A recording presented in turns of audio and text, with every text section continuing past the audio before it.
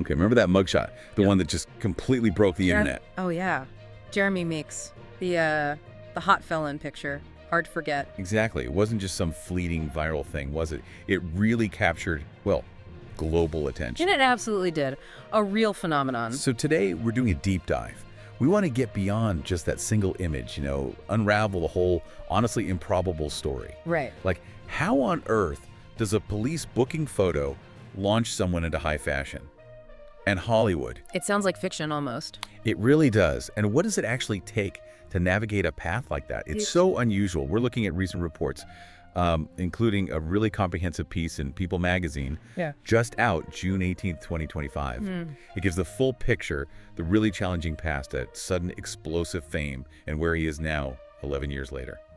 Okay, let's unpack this. How did this happen? Well, what's so fascinating here, I think, isn't just that it went viral. That happens. But it's the story underneath, right? The transformation, the resilience. Yeah, and it brings up big questions about perception versus reality. How one image can just totally rewrite a life, defies all the usual rules. Let's pinpoint the moment it all started. June 18th, 2014. That's when Jeremy Meeks was arrested. Right, the charge was being a felon in possession of a firearm.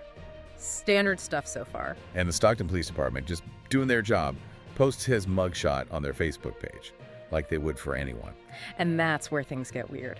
Yeah. Instantly, that photo didn't just get noticed, it became huge, overnight. Huge how. We're talking over 95,000 comments, 20,000 likes on a police department Facebook page. Wow. It just melted their social media, and bam, he's the hot felon. BuzzFeed picked it up, it became a meme. A police spokesperson even said they'd never seen anything like It's it. not even close. Unprecedented. It's almost unbelievable, isn't it? A mugshot from an arrest. But people adored it. Those piercing blue eyes, people really latched onto that. How did that happen? What does that immediate fascination tell us about, well, image and social media? It's a really stark illustration, I think, of how the old gatekeepers of fame just crumbled in the digital age, anyway. Yeah. It was this raw visual appeal, totally stripped of context, no conventional merit behind it, that just launched him globally. It's like a primal reaction to aesthetics that just sidestepped everything else. And to really get the scale of this, the paradox of it, you have to look at where he came from, his early life. Which was incredibly rough. Yeah. Meeks himself has said both his parents were heroin addicts. He called himself a heroin baby. Ben's father. His father committed murder when Jeremy was only 9 months old. That's, a profoundly difficult start. And his own record before 2014 reflected that struggle. Over 10 years, basically, in and out of juvenile detention in prison. What kind of charges are we talking about? Various things. Grand theft back in 2002, got 2 years for that. Identity theft in 2005. Forgery 2007. Grand Theft Auto, another 2 years served for that one. It was a long history. So, okay, with that background, how does someone pivot so dramatically? It seems almost impossible. What does it say about second chances? Or maybe just how weird public perception can be? It really pushes back against that simple idea, once a criminal, always a criminal. It wasn't simple. Oh. His story is this mix of external luck, that sudden public obsession, and his own drive, clearly, to grab this totally bizarre second chance. Yeah. It's kind of a powerful, if maybe uncomfortable, example of how perceived beauty can sometimes open doors that, normal paths to redemption just wouldn't. So let's track that 2014 arrest again. Yeah. The one that sparked it all. He was charged with 5 firearm counts plus gang membership. Right. And he was ultimately convicted February 2015, Right. just on the felony firearm possession. Got sentenced to 27 months. But here's where it gets even wilder, right? Yeah. While he's still in prison. That's the kicker. He starts getting contract offers, 45 contracts, according to reports. While incarcerated. Yes. He actually signed with a management company, White Cross Management, before he even went into prison.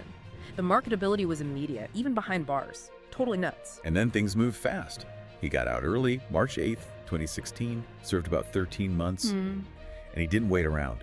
Yeah. Straight onto Instagram, posting about being grateful, ready for this crazy new chapter. Yeah, he jumped right in. The speed and scale of that shift, inmate to international model, actor, designer, it's just, oh wow. Well, that tells us about fame now. It really highlights how quickly viral fame can turn into actual money, actual career, if the pieces line up right. Uh-huh. Going from a prison cell to a Milan runway, It shows serious hustle, leveraging that one moment into something real. He knew how wild it was, too. He told BuzzFeed in 2020, it's been a wild, wild ride, but I'm so grateful I'm not taking anything for granted. That suggests some self-awareness there. Absolutely. Awareness of his past and just how massive this unexpected opportunity was. And he definitely ran with it.